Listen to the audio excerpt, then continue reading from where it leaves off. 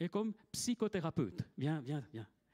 Comme pasteur et comme psychothérapeute dans le cadre de l'Église Nouvelle Vie, à laquelle il a participé dès sa fondation avec Claude Oud, et il a eu un rôle essentiel, en particulier en lien avec la relation d'aide, le suivi des personnes, et c'est quelque chose qui s'est beaucoup développé. Et puis aujourd'hui, il est, on ne peut pas dire itinérant, mais disons disponible pour servir dans différents endroits, mais toujours avec ce cœur de pasteur et ce cœur de psychothérapeute. Et je me disais, c'est vraiment une grâce de Dieu, parce qu'on a chanté les miracles de Dieu, mais j'aimerais dire à tous ceux et celles qui sont dans le monde médical parmi nous, vous êtes tellement précieux pour le Seigneur, parce que ce soit psychothérapeute, que ce soit médecin ou infirmière et tous les autres métiers, ça participe de l'œuvre du Seigneur.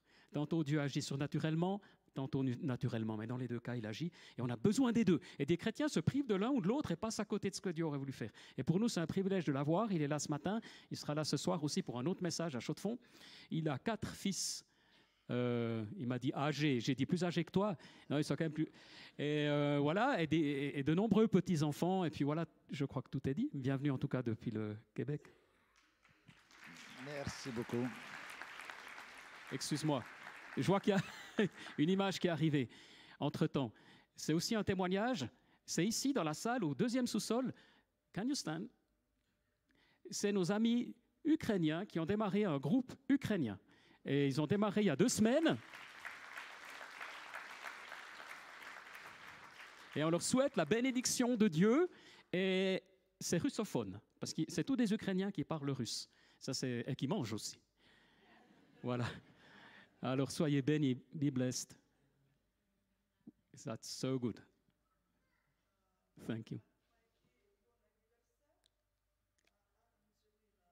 Ah, c'est un anniversaire. Ah oui, d'accord. OK, trop bien. Merci. Bonjour à vous tous et à vous toutes ce matin. Est-ce que vous êtes familier avec l'accent québécois? Oui.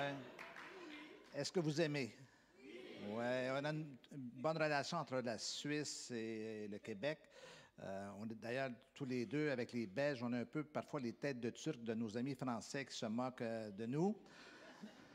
Mais vous savez, je dis souvent aux gens, soyez conciliants avec nous. On est à peu près 6 millions de francophones au Québec, mais on est entouré de 360 millions d'anglophones. Les États-Unis d'Amérique et le Canada anglais. Donc, on est un peu, pour parfaire votre culture, on est un peu comme le village d'Astérix en Amérique. Mais ce n'est pas l'Empire romain, c'est l'Empire anglo-saxon. Voilà.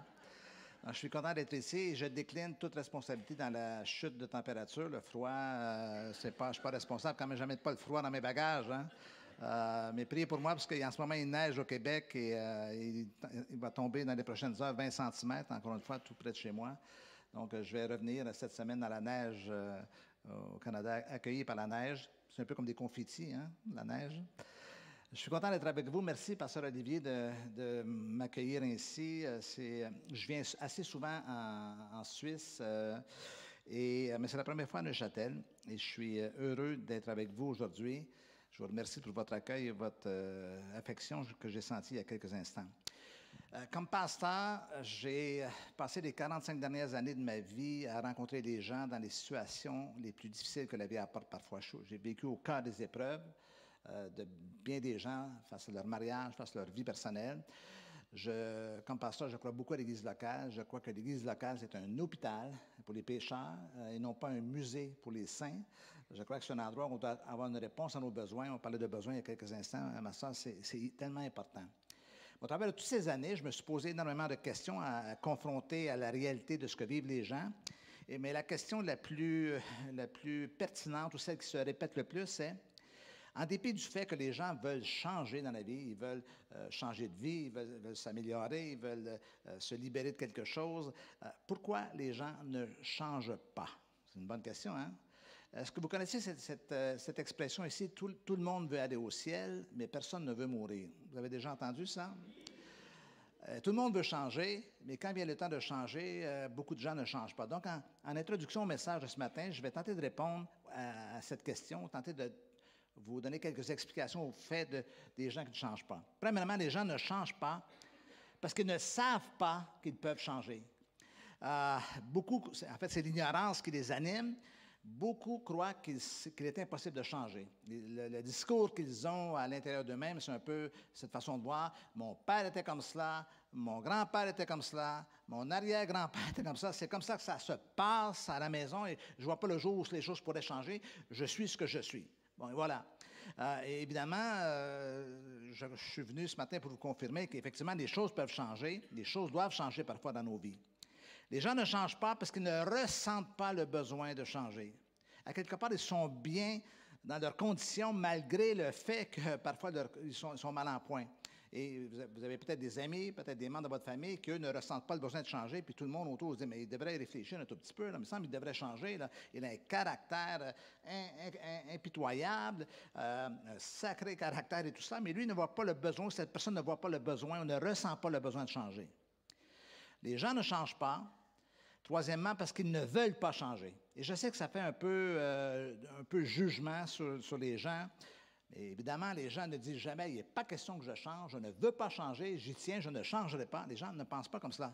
En fait, le discours qui prend place à l'intérieur d'eux, il ressemble à ceci, je veux, mais je ne veux pas. Donc, ils vont faire une déclaration d'intention, mais quand vient le moment de payer le prix du changement, ils ne changeront pas. On a un terme pour cela, on appelle ça la résistance au changement. Ils ne veulent pas payer le prix rattaché au changement.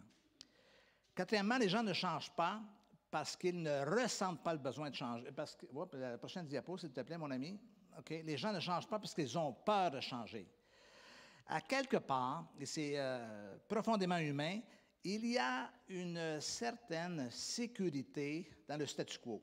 On est bien. Parfois, on appelle ça la zone de confort. Moi, je ne suis pas sûr que c'est très confortable. Parfois, j'appelle cela le désespoir confortable ou le confort désespérant. Donc, choisissez la version qui vous plaît le mieux. Mais en fait, le changement est perçu comme quelque chose de menaçant. Ils craignent qu'en changeant, leur situation va se compliquer et il va être encore davantage, va s'aggraver littéralement.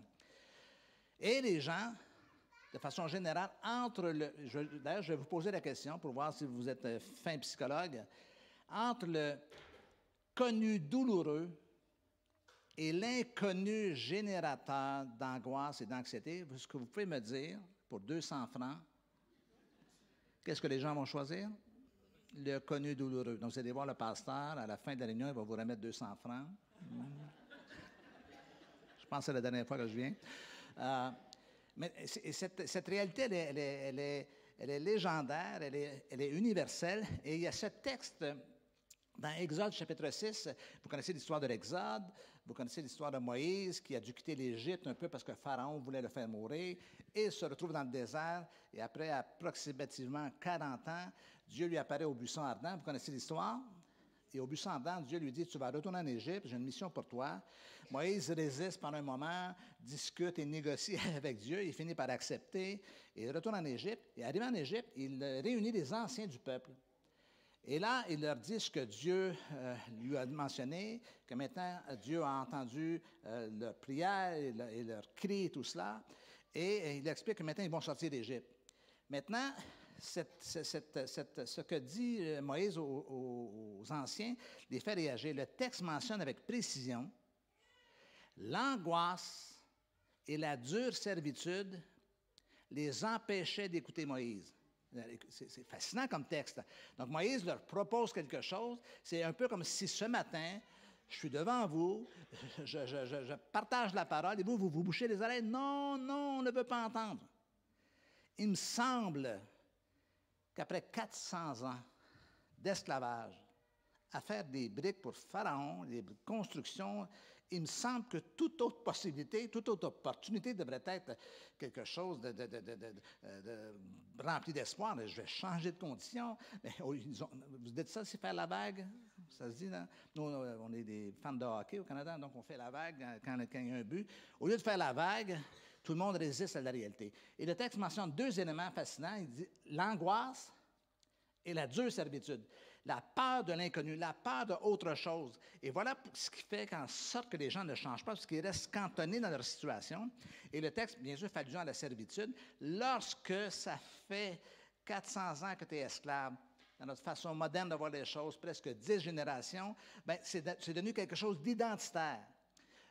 Quelqu'un qui vit de génération en génération dans l'esclavage, pense comme un esclave, vit comme un esclave, marche comme un esclave, se comporte comme un esclave, réfléchit comme un esclave. Pourquoi? Parce qu'il est devenu un esclave. Et l'idée pour des gens de devenir quelqu'un d'autre, c'est presque inimaginable. Ils ne voient pas le jour où les choses pourraient changer dans leur propre vie. Est-ce que vous êtes toujours avec moi ce matin? Cinquièmement, les gens ne changent pas parce qu'ils ne font rien pour changer. Ils espèrent, ils rêvent, ils imaginent ce que serait leur vie transformée. Ils en parlent, ils imaginent, ils aspirent à, et je pourrais vous sortir tous les synonymes du dictionnaire, mais en fait, ils ne posent pas de gestes concrets. La réflexion précède le changement, mais ne change strictement rien. Vous pouvez passer votre vie entière à réfléchir, et les choses ne changeront pas. Parce que le changement prend place dans l'action. Il faut faire quelque chose. Si je ne bouge pas, les choses ne bougeront pas. Et enfin, dernièrement, les gens ne changent pas parce qu'ils ne peuvent pas changer. Malgré la meilleure volonté, malgré leur désir, leur aspiration, ils sont incapables de changer. Et l'apôtre Paul a bien exprimé ça dans Romains chapitre 7. Il a dit, j'ai la volonté, je veux, mais je n'ai pas le pouvoir. Donc, vous savez, le fameux adage, vouloir, c'est pouvoir. Dans les choses simples et faciles de la vie, peut-être, mais dans les grands défis auxquels on a fait face, dans les grands problèmes qu'on a, dites à quelqu'un qui est aux prises avec une addiction, si tu veux, tu peux, il ne peut pas. Mais l'apôtre Paul a donné la réponse. Il a dit, grâce soit rendue à Jésus-Christ qui peut me libérer de cet état-là. Est-ce que je peux vous poser une autre question? Oui, madame, venez avec moi. Est-ce que je peux vous poser une question? Quels sont ceux qui croient ici, au centre de vie? Quels sont ceux qui croient ici que Jésus peut changer une vie? Bon, maintenant, je m'attendais bien à ce que vous leviez la main. J'aimerais vous dire que je ne pense pas comme vous. Je ne crois pas que Jésus peut changer une vie.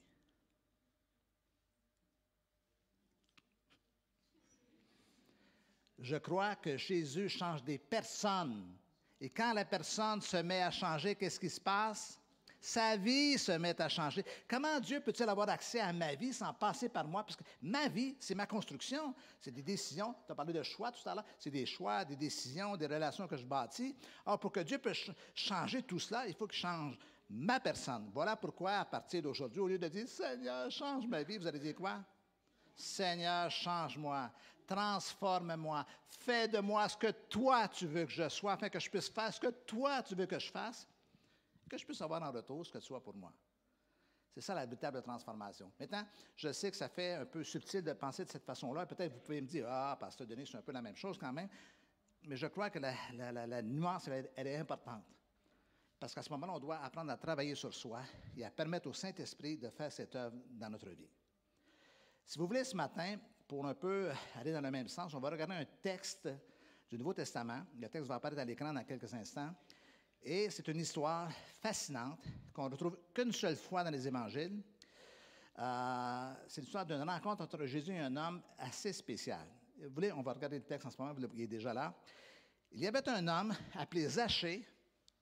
C'était le chef des collecteurs d'impôts, c'était un chef de publicains, et il était riche. Il cherchait à voir qui était Jésus, mais comme il était de petite taille, il ne pouvait y parvenir à cause de la foule. Il courut alors en avant et grimpa sur un arbre, un sycomore, pour voir Jésus qui devait passer par là. Quand Jésus arriva, dis-je, à cet endroit, il leva les yeux et dit à Zachée, « Dépêche-toi de descendre, Zachée, car il faut que je loge chez toi aujourd'hui. » Zachée se dépêcha de descendre et le reçut avec joie. En voyant cela, tous critiquaient Jésus. Répétez après moi, tous critiquaient Jésus. Tous critiquaient Jésus. Il disait, cet homme est allé loger chez un pécheur. Zachée, debout devant le Seigneur, lui dit, écoute, maître, je vais donner la moitié de mes biens aux pauvres, et si j'ai pris trop d'argent à quelqu'un, je vais lui rendre 4 fois autant. Jésus répondit, aujourd'hui, le salut est entré dans cette maison. Encore une fois, répétez après moi. Aujourd'hui, le salut est en... Je suis un peu dur de la feuille. Aujourd'hui, le salut est entré dans cette maison. Jésus vient de valider quelque chose. Jésus boucle la boucle. Il dit, il vient de se passer quelque chose à partir de ce qu'a dit Zachée. Jésus dit, il vient de se passer quelque chose. Le salut est entré dans cette maison. Le salut est entré dans cette maison. Maintenant, on peut regarder cette histoire avec d'un seul genre et dire, wow, c'est fou, c'est incroyable, inimaginable. Jésus passe à peine quelques minutes avec le gars et paf, il est changé presque instantanément. Pas aussi simple que cela. Et on va regarder un tout petit peu en détail qu'est-ce qui prend place. Premièrement, la première question que je me suis posée, c'est surtout à partir du texte que je vous ai fait répéter, c'est-à-dire tous critiquaient Jésus. Pourquoi se sont-ils mis à critiquer Jésus? Parce qu'ils ne comprennent pas. Parce que les gens de l'époque, comme à notre époque aussi, mais peut-être encore davantage à cette époque, puisque c'est une société immensément religieuse, les gens avaient une conception de qui est Dieu. Et là, tout à coup, un Dieu qui rejette, un Dieu qui met à l'écart, un Dieu qui repousse, un Dieu qui juge. Et là, tout d'un coup, Jésus est un peu à l'inverse de cela. Okay? Et il n'arrive pas à, littéralement, je vais prendre l'expression anglaise, à processer l'information dans leur tête. Il y a un choc de conception parce que Jésus n'est pas du tout comme cela. Il est venu pour ceux qui sont malheureux, pour ceux qui sont en besoin, pour ceux qui sont pécheurs, pour ceux qui sont malades. C'est tout cela le ministère de Jésus. Et la deuxième raison, à mon avis, pourquoi ce texte a été sauvegardé, c'est à cause, évidemment, de la conversion étonnante d'un gars que toute la communauté méprisait. Et à juste titre, jusqu'à un certain point. Maintenant, il s'est passé quelque chose. Lorsque Zachée sut que Jésus passait par là, le texte mentionne qu'il a cherché à le voir. Il y a quelque chose qui s'est passé à l'intérieur de lui. Mais maintenant, juste avant qu'on aille dans les détails, il y a 3 éléments importants que vous devez savoir sur Zachée. Premièrement, le texte mentionne que c'est un chef de publicains. Donc, c'est un notable. Juste tout à l'heure, j'ai dit, je vais juste aller revoir un peu sur Wikipédia, les publicains. Les historiens disent qu'il était à la solde de Rome, déjà pour le peuple qui vivait sous le joug romain, ce n'était pas le gars qu'on estimait davantage. Hein? Et la réalité est la suivante, c'est que c'est un chef de publicains, c'est un collecteur d'impôts, c'est le chef des collecteurs d'impôts. Et je ne sais pas s'il y a quelqu'un qui travaille pour les impôts ici, mais ce n'est pas les gens avec qui on va prendre un café, disons. Vous êtes d'accord avec moi? Et dans les historiens disent que certains pouvaient même faire du prêt usuraire, c'est-à-dire jusqu'à 45 % d'intérêt. Alors, vous imaginez. Zachée, c'est un chef de publicain. En plus, il est immensément riche. Ça signifie que probablement qu'il en prenait un petit peu plus pour question de s'en mettre dans les poches. Et il y a un troisième petit détail, écoutez bien, un petit détail, c'est qu'il était petit de taille. Pourquoi ce détail? Pourquoi cette information? Parce que Zachée va devoir littéralement grimper à un arbre pour être vu par Jésus, pour voir Jésus plutôt. Répétez après moi. Sachez que Zachée était juché.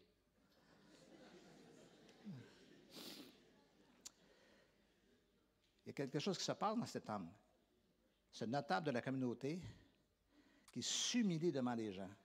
Vous pouvez imaginer les gens qui regardent, mais qu'est-ce qui arrive avec Zachée? Mais Zachée monte sur un arbre et tout ça. Okay? Qu'est-ce qui se passe à l'intérieur de lui? Et c'est la première clé ce matin que je vais voir avec vous. C'est ce que j'appelle la conviction. C'est un homme riche appelé Zachée, chef des publicains, cherchait à voir qui était Jésus. Il cherche à voir qui était Jésus, mais il ne pouvait y parvenir à cause de la foi qu'elle était de petite taille. Donc, il va s'humilier littéralement, mais il y a quelque chose qui se passe à l'intérieur de lui pour qu'il s'expose ainsi publiquement. Vous voyez, il y a quelque chose qui travaille à l'intérieur. Il est prêt à s'humilier devant les gens au regard de tous et chacun qui le connaissent, le notable. Peut-être que les gens, lorsqu'ils marchaient dans les rues de la ville, les gens s'éloignaient en disant, mais c'est Zachée. Mais là, tout d'un coup, ils cherchent à voir Jésus à ce point-là. Qu'est-ce qui le fait bouger? Il se passe quelque chose à l'intérieur de lui. Une conviction commence à en être. Et qu'est-ce que c'est cette conviction? Une prise de conscience intérieure, profonde, viscérale même, quelque chose qui me remue, une prise de conscience de mon état et de ma condition. Il y a quelque chose qui ne marche pas avec moi. J'arrive à la conclusion qu'il y a quelque chose qui ne marche pas avec moi. Ça ne peut pas durer. Les gens autour de moi ne peuvent pas être tous coupables de ce qui survient dans ma vie. Il arrive cette lumière qui tout d'un coup jaillit à l'intérieur, qui m'amène à prendre conscience de quelque chose. Commence donc à naître une conviction qu'il y a autre chose dans la vie que ce qu'il vit et de ce qu'il fait vivre autour de lui, à tous ces gens. Et cette conviction prend deux formes à la limite. Ça prend la forme de la reconnaissance de mon état, bien entendu, que quelque chose ne va pas avec moi, mais c'est aussi la prise de conscience de la possibilité d'un changement dans ma vie. Et si les choses pouvaient changer? Et s'il pouvait se passer quelque chose dans ma vie? La possibilité de changement. Tout peut changer. Je pourrais changer. Il y a un auteur anglais qui s'appelle Chesterton qui a dit un jour, ce n'est pas qu'il ne voit pas la solution, c'est qu'il ne voit pas le problème. Et c'est la conviction, c'est cette prise de conscience qui nous amène à voir ce qui se passe à l'intérieur de nous. Ça nous amène encore une fois à la question, qu'est-ce qui nous empêche de voir ce qui ne va pas à l'intérieur de nous? Il y a un petit mécanisme chez les êtres humains qu'on appelle le déni. Pas déni, déni. Le déni prend deux formes. Il y a un déni qu'on appelle conscient. Je ne veux pas voir. Je ne veux rien savoir. Non, je ne veux pas savoir. Ne m'en parle pas. Oui, je suis très conscient. J'agis de façon consciemment. Et il y a un déni inconscient, c'est-à-dire que je ne vois pas. Mais qu'est-ce qui se passe? Tout le monde voit autour, mais la personne ne voit pas. Et il faut briser cette barrière de déni, cet obstacle majeur, pour commencer à comprendre que les choses pourraient changer. Et ce qui arrive, c'est que tôt ou tard arrive dans la vie une situation qu'on appelle une crise, qui fait en sorte qu'il nous ébranle l'espace d'un instant et qui nous amène à pouvoir nous interroger sur ce qui ne va pas avec moi. Et c'est ça l'élément important. Et c'est ce qui se passe avec Zachée. On ne sait pas, on n'a pas tous accès à sa pensée à l'intérieur de lui, mais ce qu'on découvre, c'est qu'il y a quelque chose qui se passe en lui, qui le fait bouger, qui le fait aller. Et c'est fascinant parce qu'il cherchait à voir qui était Jésus, mais c'est l'inverse qui s'est passé jusqu'à un certain point, c'est que c'est Jésus qui l'a vu, Jésus l'a aperçu, et Jésus, à son grand étonnement, lui dit « Hey, Zachée, descends, je vais aller loger chez toi aujourd'hui. » Vous savez que Zachée, le gars le plus méprisé de la commune, du lieu, du village, peu importe où il restait, est confronté. Mais il n'y a jamais personne qui vient me voir, moi. Là, ils me craignent, ils ont peur, ils se moquent à la limite, mais Jésus vient chez moi. La réalité est la suivante, et ça m'amène à la deuxième clé ce matin. Dès le départ, on a une conviction que les choses devraient changer, que les choses pourraient changer, mais surtout que je devrais changer. Je dis souvent la blague à ma femme, « Ma chérie, rappelle-toi qu'il y a toujours quelqu'un à blâmer. Il s'agit de trouver la bonne personne. » Mais c'est rare qu'on regarde à soi-même. À ce qu'on fait qu'on ne devrait plus faire, à ce qu'on ne fait pas et qu'on devrait faire. Mais cette conviction est allée beaucoup plus loin chez Zachée parce qu'elle a amené un terme qu'on utilise peu de nos jours, ce que j'appelle la contrition. Et regardons le texte encore une fois. Mais Zachée, se tenant devant le Seigneur, lui dit, « Voici, Seigneur, je donne aux pauvres la moitié de mes biens. » Dites-moi, est-ce que Jésus lui a demandé quelque chose? Est-ce que Jésus lui dit, « Zachée, attends, j'arrive chez toi. Nous allons avoir une discussion d'homme à homme, face à face, toi et moi. Depuis le temps que tu exploites les gens, depuis le temps que tu les voles, est-ce que Jésus a dit cela? Aucune parole de Jésus. Donc, vous voyez qu'il y a quelque chose qui le travaille. Moi, je crois que c'est la seule présence de Jésus, le regard de Jésus qui fait en sorte qu'il n'est pas bien avec lui-même. Là. Il prend conscience de quelque chose. Et cette dimension de contrition, elle est fondamentale parce que c'est une charge, c'est de l'émotion. Hein? La contrition, c'est l'état d'une personne qui est plein de regrets. Je ne peux plus faire ça. Il faut que ça cesse. Plein de regrets pour une faute commise et qui veut réparer les torts. Ce n'est pas juste être triste pour être triste. Donc, Zachée, ici, dans cette histoire, dans ce récit, semble avoir des regrets et la prise de conscience qu'il a eue, la conviction qui a commencé à grandir à l'intérieur de lui, a généré des émotions désagréables. Que font les humains? Est-ce qu'il y a des humains ici? Vous êtes un humain? Que font les humains avec les émotions désagréables? Ils les répriment, ils les repoussent, ils les refoulent, ils s'anesthésient, ils s'engourdissent pour ne pas ressentir cela. en dépit du fait que ces émotions désagréables sont porteuses de messages. Elles me disent qu'il y a quelque chose qui ne marche pas. Alors, si j'étouffe et je n'écoute pas ce message, je ne m'oriente pas vers la perspective ou la possibilité d'un changement. Et c'est fou ce que les gens sont prêts à faire pour ne pas ressentir ces émotions, ce que j'appellerais cette douleur, cette souffrance qui est morale, évidemment, qui est morale, la conscience de « t'as vu ce que j'ai fait, ou pourquoi ce que je suis réellement ». Alors, les gens sont prêts à faire énormément, à peu près n'importe quoi, pour ne pas ressentir cela, au prix de faire souffrir les gens autour d'eux. Les gens blessés blessent les gens. Les gens malheureux rendent les autres malheureux tout autour d'eux. Les gens frustrés irritent les gens autour d'eux. Par contre, les gens guéris guérissent et les gens bénis bénissent. Tout part de ce qui se passe à l'intérieur de nous. Alors, on va regarder un texte. Mettez la prochaine diapo, s'il vous plaît, un peu plus loin. Regardez ce texte de l'Épître de Jacques. Sentez votre misère, soyez dans le deuil et dans les larmes. Que votre rire se change en deuil et votre joie en tristesse. Humiliez-vous devant le Seigneur et il vous élèvera. La première fois que j'ai lu ce texte-là, je me convertis, je dis, « My Dieu, il est dur! Ah, c'est comme si je ressens ta misère, tout ça. » Mais pour vous aider un petit peu à comprendre le texte ce matin, je vais juste modifier le verbe « sentir » et je vais mettre « ressentir ». Parce que c'est un sentiment ici, « sentir ». Et en fait, ce qui se passe dans ce texte-là, c'est comme si Dieu nous disait, est-ce que tu es en contact avec ta souffrance intérieure? Est-ce que tu es en contact avec cette misère, avec cette douleur-là? Est-ce que tu ressens les choses? Est-ce que tu éprouves tout cela?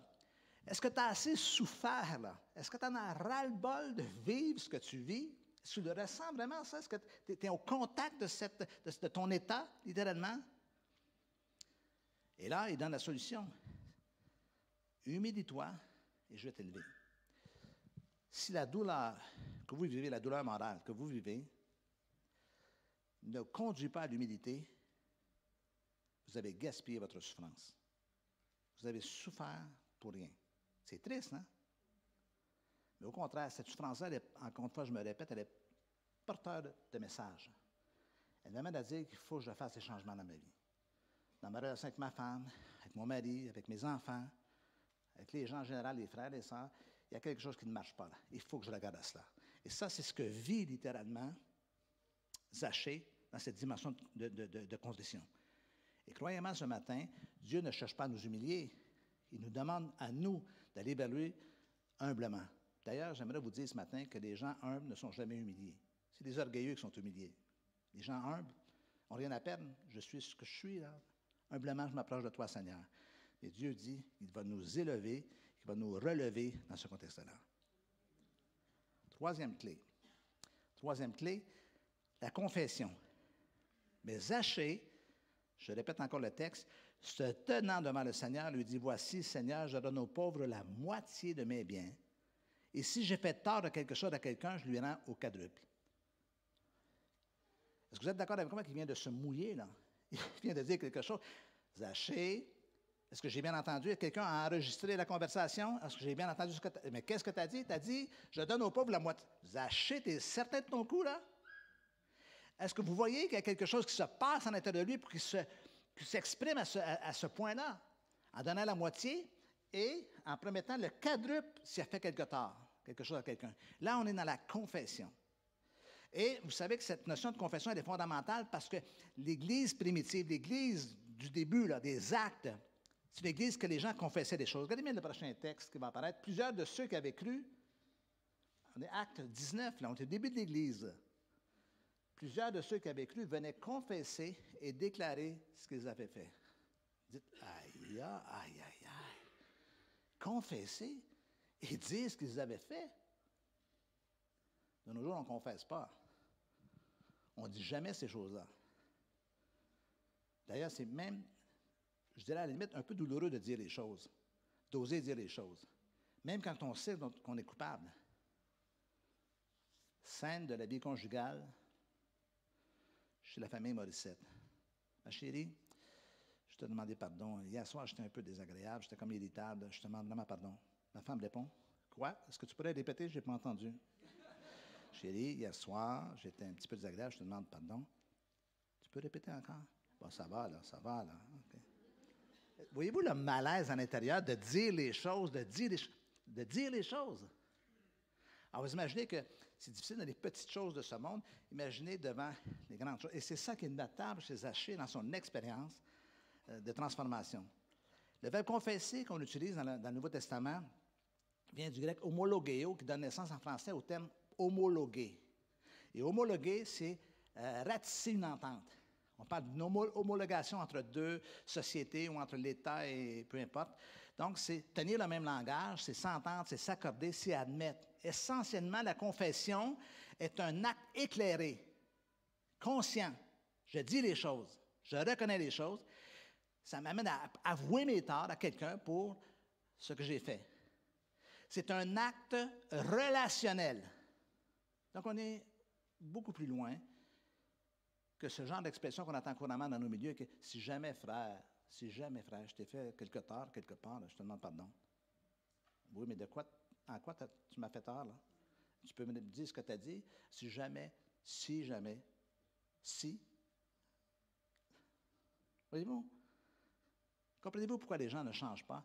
Parce qu'ils n'osent pas affronter les choses, ils n'osent pas reconnaître les choses. Et voilà pourquoi aussi, les gens les plus mal en point dans ce monde, qui n'ont plus rien à perdre, sont prêts à confesser les choses.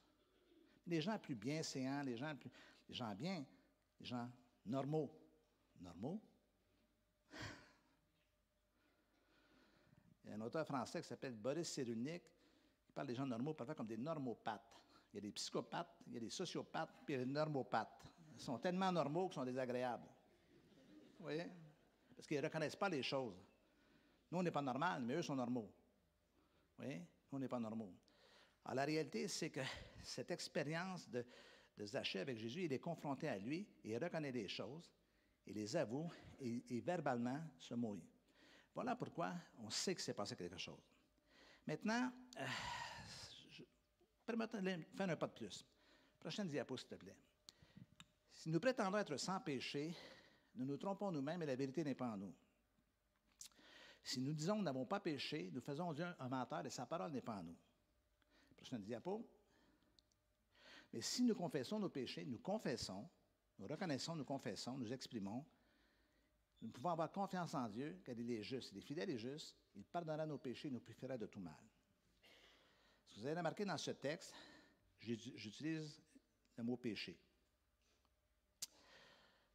Encore mon auteur anglais, Chesterton, a dit « Le péché est l'aspect le plus controversé du christianisme et celui qui se confirme, qui se valide empiriquement ou scientifiquement à chaque matin à la lecture du journal quotidien. » Attends, j'ai prononcé le mot « péché ». J'aimerais vous dire qu'au Québec, je suis membre de 2 ordres professionnels qui me surveillent. Je suis un universitaire, que si je vais voir mes anciens collègues, je leur dis, je sais c'est quoi, je sais ce qu'est le problème chez les êtres humains, c'est le péché. Est-ce que vous savez ce qui va m'arriver? Vous vous en doutez, hein? Vous dites, c'est un illuminé. Comment ça se fait qu'on lui a accordé un diplôme? Comment se fait-il qu'on lui accorde un statut? Il émerge d'où? Il vient d'où? Il vient du Moyen-Âge ou quoi? Voyez-vous? Pourtant, c'est quelque chose de validé à chaque jour quand on regarde autour de nous. Pensez à la guerre, pensez à l'Ukraine, pensez à tout cela. OK? Frères et sœurs, il y a un bug majeur dans notre système humain. Il y a un virus spirituel à l'intérieur de nous qui nous amène à faire des choses qu'on regrette après coup. Et le seul moyen de le dépasser, c'est de confesser et de le reconnaître devant Dieu et aussi devant les gens qu'on a offensés. Et c'est ça le chemin de la transformation aussi. Vous êtes d'accord avec moi? C'est dans la Bible, ça? C'est dans le Nouveau Testament? Je ne le fais pas de façon dure, mais en évidence, cette réalité. Ça mène au dernier point ce matin, la conversion. Jésus a dit, je vous l'ai fait répéter tout à l'heure, aujourd'hui, le salut est entré dans cette maison. La conversion, ça désigne un changement complet et le résultat provenant de ce changement. Mais l'erreur qui survient dans notre milieu, c'est qu'on associe souvent la conversion à un changement de religion, un changement de conception ou un changement d'idéologie, si vous prenez un exemple, un thème plus moderne. Mais la conversion, c'est un changement intérieur. Ce n'est pas juste changer d'endroit ou changer de milieu ou changer de place ou changer de religion. Avant, j'étais ceci, maintenant je suis cela. C'est une transformation intérieure, c'est un changement intérieur. Et voilà pourquoi je parle de conversion, parce que Jésus a confirmé qu'il s'était passé quelque chose. Ce n'est pas juste un sentiment qu'il a éprouvé. En confessant ce qu'on a vu précédemment, il fait simplement manifester le fait qu'il y a un changement important qui a pris place à l'intérieur de lui. Dans notre monde évangélique, la conversion est souvent perçue et prêchée comme une expérience d'un seul moment. Je me suis converti en 1985, par exemple. Okay? Et on a l'impression qu'on entend cette phrase-là, que wow, la personne est passée vraiment d'un stade à un autre, puis qu'il n'y a plus rien à faire. Elle est instantanément transformée. Mais vous et moi, nous le savons par notre expérience de vie, par notre expérience chrétienne, que le changement n'est pas instantané. C'est un processus, c'est de jour en jour, on devient de plus en plus, c'est la croissance spirituelle, c'est à quoi la Bible fait allusion. Or, on limite la conversion à cette dimension. Donc, je répète, la conversion, c'est un changement intérieur, c'est un retournement intérieur. Je ne reviendrai plus où j'étais auparavant. Je m'en vais vers autre chose. Et c'est ce qui se passe dans la vie de Zachée. Okay? À partir du moment où il confesse, il ne peut plus revenir en arrière. Il est trop tard. C'est mouillé, encore une fois. Je me répète, je sais que je me répète, mais vous devez saisir cette réalité-là. Et gardez à l'esprit que le christianisme a bouleversé le monde à une époque, à cette époque, parce qu'il proposait un changement de vie dans les personnes, quelque chose de visible, quelque chose d'évident. Et vous savez, évidemment, permettez-moi l'expression, les nouveaux convertis, on voit le changement de leur vie, mais les plus vieux chrétiens de longue date, parfois, ressemblent davantage à des inconvertis qu'à des convertis. C'est-à-dire que le changement s'est arrêté, le processus de transformation s'est arrêté. Mais ça ne cesse jamais. Jusqu'à la fin de notre vie, il y a toujours quelque chose à peaufiner, à perfectionner, à changer. On a des habitudes qui parfois sont ancrées à l'intérieur de nous et qui affectent les gens autour de nous. Voilà pourquoi on doit se tenir devant le Seigneur en disant, Seigneur, change-moi, transforme-moi. Seigneur, je veux être non, au-delà d'être un messager, Seigneur, je veux être un message vivant. Je veux que les gens voient qu'il se passe quelque chose, qu'il s'est passé quelque chose avec moi, que je suis différent de ce qu'ils peuvent s'imaginer. Vous devez être conscient de cela. Regardez bien ce que C.S. Lewis a dit. C.S. Lewis, l'auteur anglais bien connu, a dit un jour, si la conversion n'apporte aucune amélioration dans les actions, dans les comportements de quelqu'un, dans les actions extérieures d'un homme, alors je pense que sa conversion était largement imaginaire. Dites, aïe, aïe, oh. C'est mal, hein? Mais c'est le prix de la transformation. Frères et sœurs, je ne suis pas venu être devant vous ce matin pour être dur, simplement pour vous inciter à dire, vous savez, on est les premiers bénéficiaires de la transformation. C'est agréable d'être transformé. C'est agréable de changer, de quitter un état, de devenir ce que Dieu veut que nous soyons, d'abandonner certains comportements nocifs, de réagir comme on devrait réagir. C'est cela le modèle chrétien. Mais la confession de Zachée et la réaction de Zachée démontrent qu'il a expérimenté une véritable conversion. Je vous rappelle encore, Jésus lui-même a validé l'expérience. Il a dit, le salut est entré dans cette maison. C'est comme si Jésus disait, waouh, le salut vient d'entrer dans cette maison.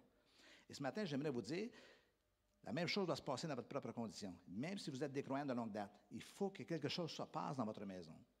Il y a quelque chose qui doit se passer dans votre propre cœur. Et je vous dirais, ne dites pas aux gens, je suis un converti. Laissez les gens vous dire, mais qu'est-ce qui s'est passé avec toi? Tu es tellement différent de ce que je pense. Et vous savez que les gens autour de nous, dans ce monde, dans cette société, ont désespérément besoin de voir des gens transformés. Ils ont désespérément besoin de voir le résultat, le produit de ce que Dieu fait dans la vie de quelqu'un. Ils ont désespérément besoin de ça parce qu'ils se cherchent, parce que leur vie est mal en point. Sachez que dans ce monde dans lequel nous vivons, il y a plus de gens désespérés que de gens gonflés à bloc. Il y a plus de gens malheureux que de gens heureux dans ce monde. Vous le savez, si vous travaillez peu importe le domaine dans lequel vous travaillez, vous quittez l'Église et vous allez dans le milieu séculier, vous voyez le malheur des gens, vous voyez leur souffrance, vous voyez leur égarement et tout ça. Ils sont mal en point. Ils ont besoin de voir des représentants de Jésus, mais au-delà des mots et des paroles seulement, dans la qualité de leur personne, dans la qualité de leur vie. Est-ce que vous pouvez dire Amen à cela ce matin? Encore une fois, je répète, la confession de Zachée, c'est la simple démonstration que quelque chose s'est produit. Récemment, en revisant ce message, je me dis, c'est triste que le texte ne dise pas qu'est-ce qui s'est passé après Zachée, là. Le texte mentionne que le salut est entré dans cette maison, puis d'un coup, on passe à autre chose. Donc, je me suis mis à faire quelques petites recherches pour découvrir, je ne sais pas si tu es conscient, si tu es au courant de cela, que Zachée semble, c'est la tradition, là, on n'a pas la version biblique de tout cela, mais c'est la tradition qui se serait joint aux apôtres. Certains vont même dire que c'est comme lui qui a remplacé Judas. Et les premiers pères de l'Église disent qu'il est devenu évêque de Césarée. Dites, wow, pasteur d'une église à Césarée, responsable d'une œuvre là-bas. Maintenant, c'est la tradition qui dit ça. Mais ce qui est important pour moi dans tout ça, c'est de savoir qu'il y a eu une vie nouvelle après cette rencontre avec Jésus. Le fait d'être avec Jésus, le fait d'être vu par Jésus, et vous voyez tous les événements, toutes les étapes qui s'enclenchent dans ce sens-là. Et je vous le dis, et c'est ma prière pour vous ce matin, que nous puissions expérimenter de jour en jour ce changement, que ce ne soit pas juste l'état d'un moment, mais quelque chose qui est permanent dans notre vie, qui est constant dans notre vie, qui est tout le temps continuité. Est-ce qu'on peut dire amen à cela ce matin? Est-ce que je peux vous demander de vous lever à votre place, s'il vous plaît?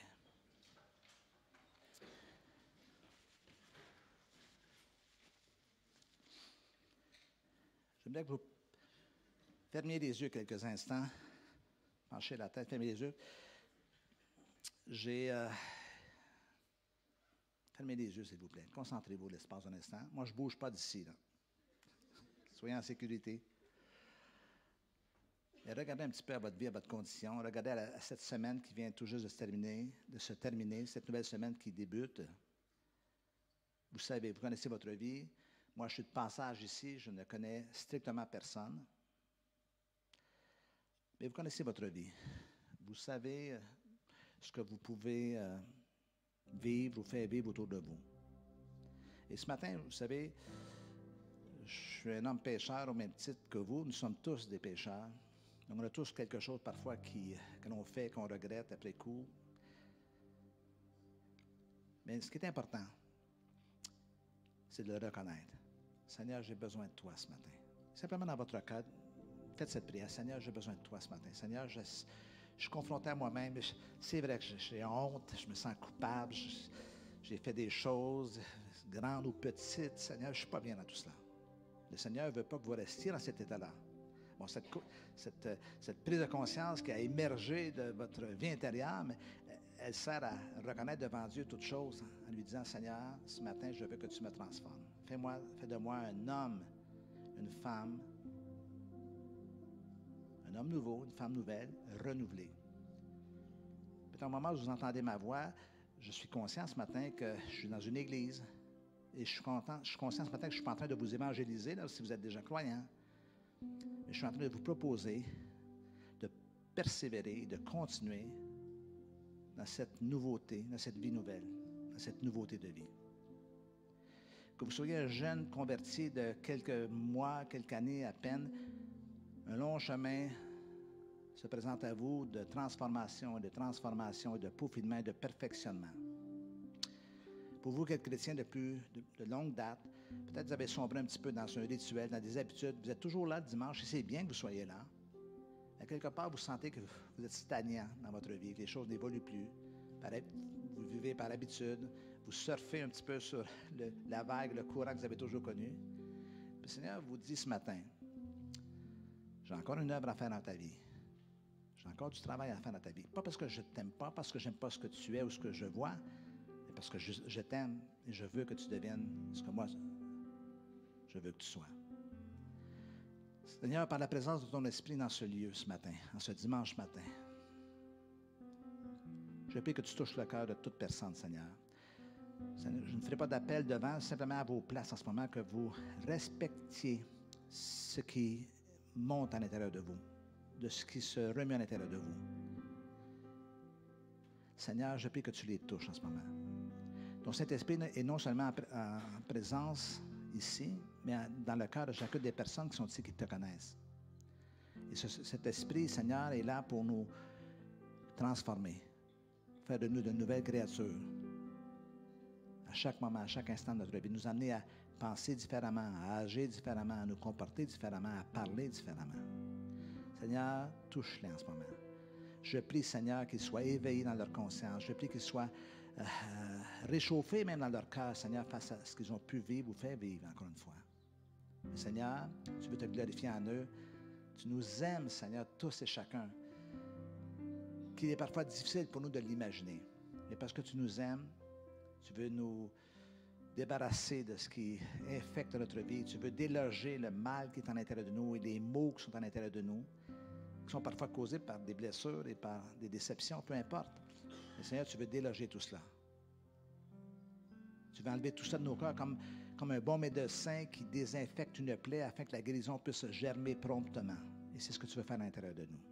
Seigneur, touche le cœur de chaque personne. Ma prière, c'est qu'en ce moment, ils reconnaissent devant toi, qu'ils confessent devant toi toutes choses. Seigneur, je reconnais, j'ai loupé cette semaine, j'ai été exécrable. Mais Seigneur, je le reconnais devant toi ce matin, je le confesse devant toi. Et Seigneur, je le confesserai aussi devant les personnes que j'ai offensées cette semaine. Mais Seigneur, je veux sortir de ce lieu avec le cœur gonflé d'espoir, l'esprit renouvelé, avec le désir d'être vraiment ce que tu veux que je sois.